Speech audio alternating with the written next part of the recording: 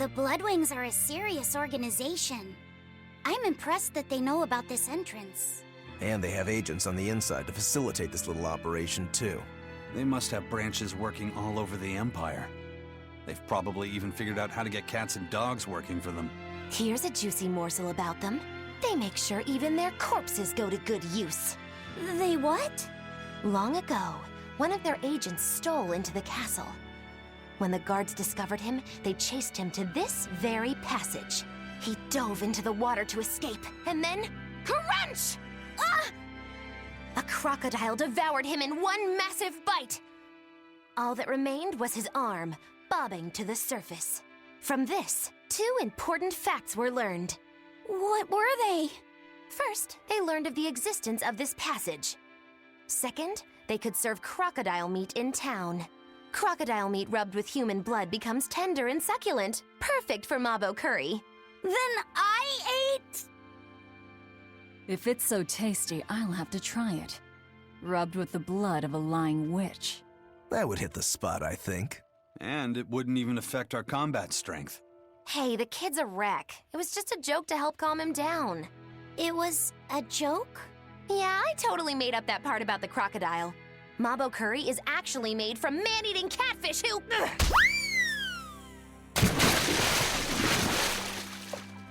Let's keep moving. Right.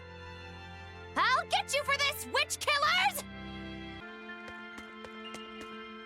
They're supposed to be protecting the people from demons, but there are demons right under their noses. Abbey's security is certainly lacking here. The whole point of building those massive walls around the city is to keep people safe inside. But if there's a demon outbreak on the inside, those same walls will make it harder for everyone to escape. The palace covers a lot of ground, so there are tons of hiding places. It wouldn't be hard for a demon to slip in through the waterway. I'm sure the Abbey is aware of that. Perhaps it's a trap made to lure intruders in. What? They lure demons in and then ignore them? Something doesn't add up. I know, right? We need to get through here while it's still nighttime. The perfect place for prognostication. Eeny, teeny, spiny crow. Which way shall we go? Magilu. Oh, verily the icy glare of death. Boy, which way do you think is best?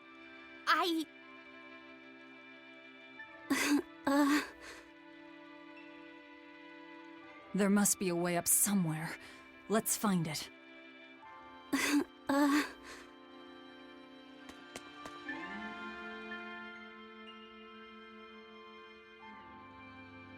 Why so glum, Velvet? The thought of killing a man weighing heavy even on damaged conscience. Not especially. But I wonder how you remain so flippant about it. Hey, I'm not here to murder anyone. I'm just tagging along in search of my traitor. Do we have to kill him?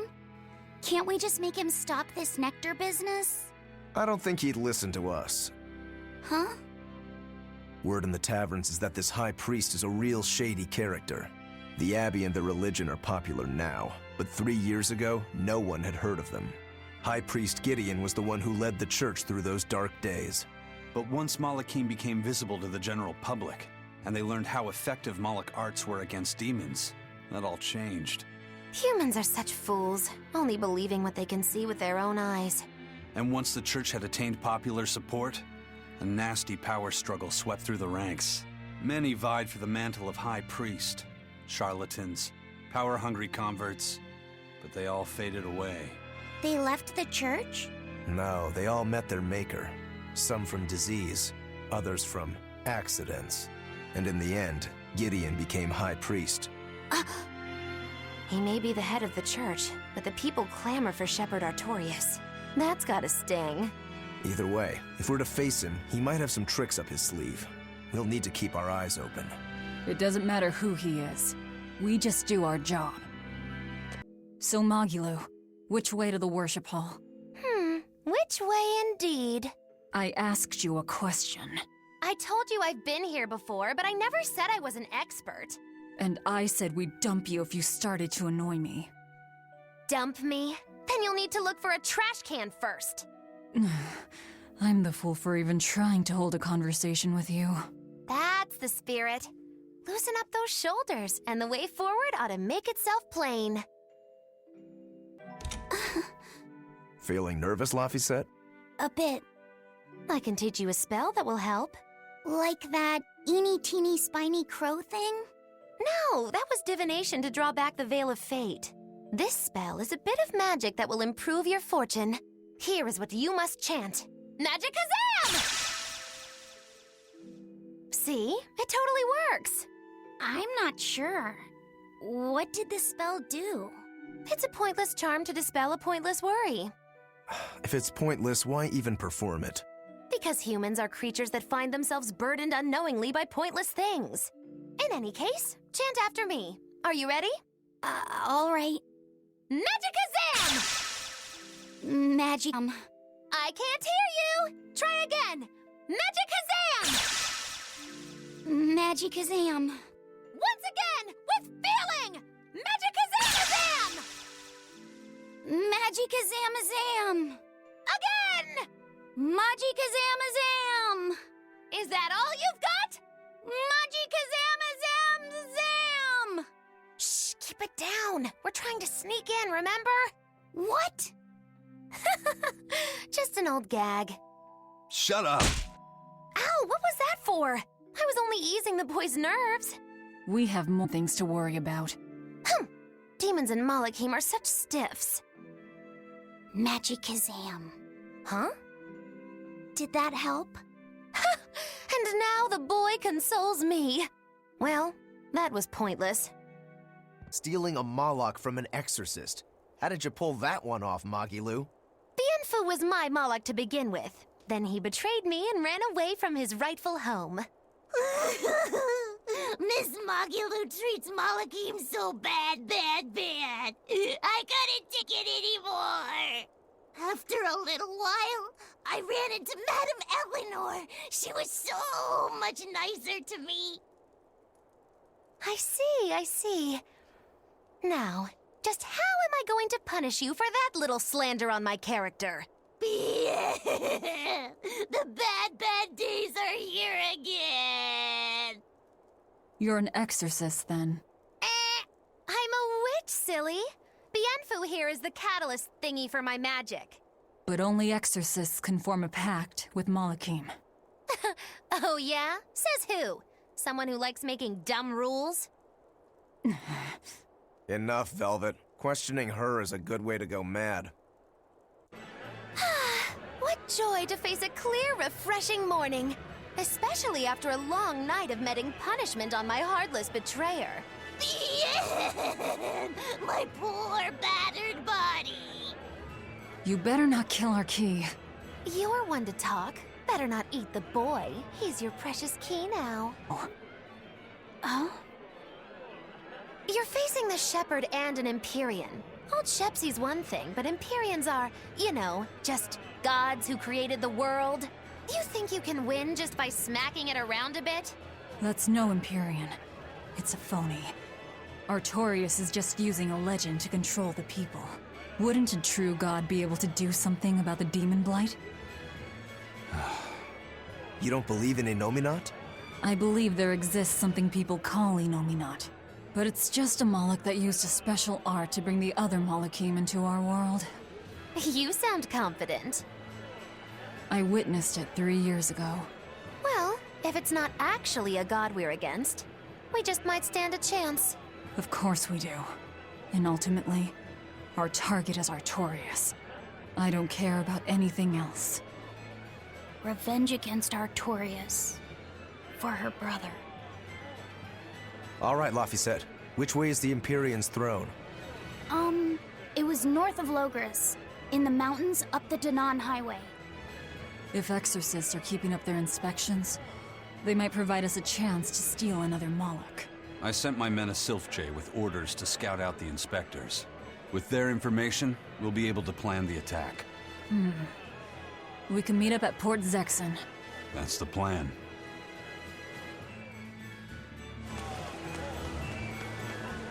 Those Sylph-Jays are handy little birds, aren't they? Not only will they always find their destination, they can make for emergency rations in a pinch. I hear grilled Sylph-J goes rather well with a nice glass of the hard stuff. It's because of the work those birds do for us that we're able to stay one step ahead of the Abbey. Those birds are indispensable to us pirates, and we consider them a part of our crew. Don't even joke about eating them. All right, all right. Still, I wonder how they actually do their thing. I know that carrier pigeons rely on their homing instincts, but Sylph-Jays can locate a person wherever they are, right? They're really smart birds. I read in a book that rather than memorizing locations, they can pick up on people's wavelengths. When you send out a Sylph-Jay, the bird can sense the change in your thoughts and will seek out the recipient you have in mind. I hardly ever see them in the wild. Are they a kind of Moloch or something? No, they're not Malakim. They're just an incredibly rare species native to an island in the north. It's a funny story. A chance storm sent us docking at that island, and a mother Sylph-Jay got blown onto our ship, eggs, nest, and all. Sadly, the mother bird died almost immediately. But Benwick stepped in and kept her eggs safe and warm. So that's why they're so attached to him. Usually, they're really hard to train as messenger birds, too. That's Benwick for you. He's always had a knack for things that would give other people trouble. Maybe when they hatched, they took one look at his wild hair and mistook him for their mother. You know what? They are comfortable enough with him to use his head for their nest. So you might have a point. Now that you mention it, he did ask me not to hit him on the head, because one of the Sylph-Jays just laid her eggs. Well, if more birds are on the way, we could just eat one to see how it tastes. No! Don't even think about it! It was worth a try.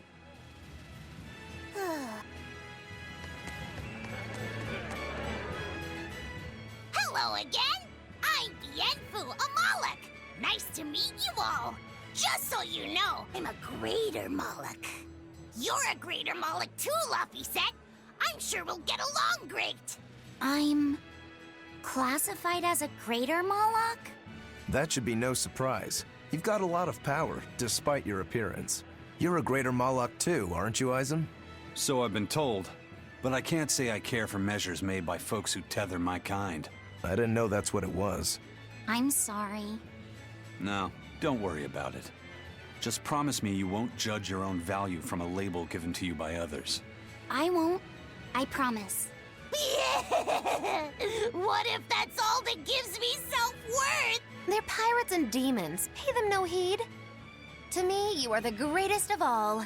The greatest? Do you really mean it? Oh, Miss Magilou, you're so kind! You've changed so much since I left.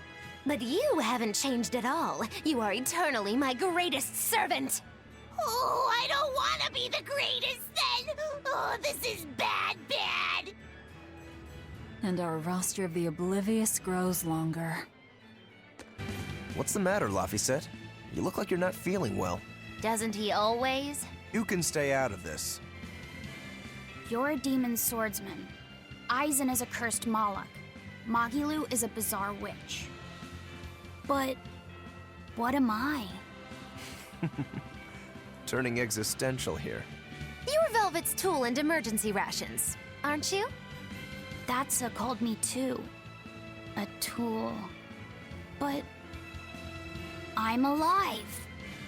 I get it. You're starting to wonder what your place in the world is. In that case, there's only one answer. You have to decide it. Huh? It's all up to you. It depends on what you want. That's what it means to be alive. You control the rudder of your life. Your hands on the wheel. My life. My rudder. Doubts are okay too. They're just further proof you're alive. I'll protect you until you find your answer. Your arts have helped me often enough. All right. I don't really understand. But thank you. Pretty words and all. But take care who you listen to, kid. Demons and reapers, remember? I hear there's a wicked witch about too. Get going or get left behind. Ah! We risk the wrath of the revenging reprobate! For now, let our rudders take us forward! You say he was using a pendulum? Aye, sir. And he blasted all the inspectors. I think he'd be a match for even the captain. Thank you. I'll look into this for myself. Hold it. What's going on? The Exorcist inspection team was attacked by a pendulum-wielding Moloch. The same type of weapon was found at the place the captain vanished from. And so you think the attacker is the one who took the cap? I don't know, but this can't be coincidence. Ifrit is in the custody of exorcists. Why would they attack their own? What will you do? One of your keys is running off. I'm going after him. If they're already in disarray, causing more confusion will only benefit us. Pandemonium! My favorite!